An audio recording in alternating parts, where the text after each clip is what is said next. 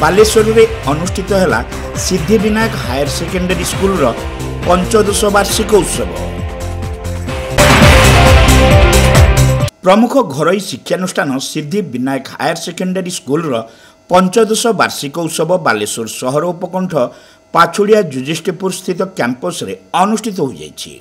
ओडिशा उच्च माध्यमिक शिक्षा परिषदर डेप्यूटी सेक्रेटरी जयदेव परमाणिक एथिरे मुख्य अतिथि भाव जोगदे कार्यक्रम को उद्घाटन करथिले। विद्यालय रे आयोजित उत्सव शिक्षा ग्रहण सहित छात्र छात्री मध्य लुक्कायित प्रतिभा विकास में बेस सहायक हो पारिछि बोली से मत प्रकाश करथिले। छात्र छात्री उज्जवल भविष्य कामना सहित विद्यालय परिचालना कर्तृपक्ष को से साधुवाद जणाइथिले।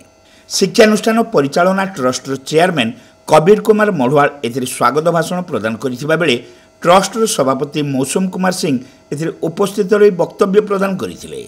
ट्रस्ट संपादक तथा Siddhivinayak public school principal Sudhanshu Panda वार्षिक उत्सव कार्यक्रम में पौरोहित्य करथिले।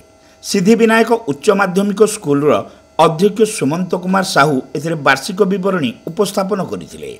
एही अवसर में विभिन्न वैषयिक शिक्षानुष्ठान रे नाम लेखाइबा को सफल होइथिबा विद्यालयर छात्र छात्री मध्यरु मनोरंजन महांती, स्वरूप बेहेरा, रुद्रनारायण परिड़ा, सूर्यकांत माइती, शक्तिसुमन गिरी, राजश्री प्रधान, स्मृतिरंजन साहू, दिव्येन्दु विकास महाना प्रमुख को संबर्धित करा जायथिला।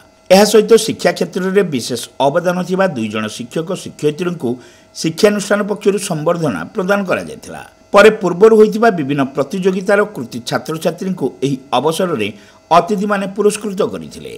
अध्यापक कृष्णचंद्र जेना संबर्धना और पुरस्कार वितरण कार्य परिचालना करथिले। सभा परे विद्यालयर छात्र छात्री द्वारा आकर्षणीय सांस्कृतिक कार्यक्रम अनुष्ठित होइथिला। अध्यापक कृष्णचंद्र मिश्र शेष समस्त को धन्यवाद अर्पण करथिले।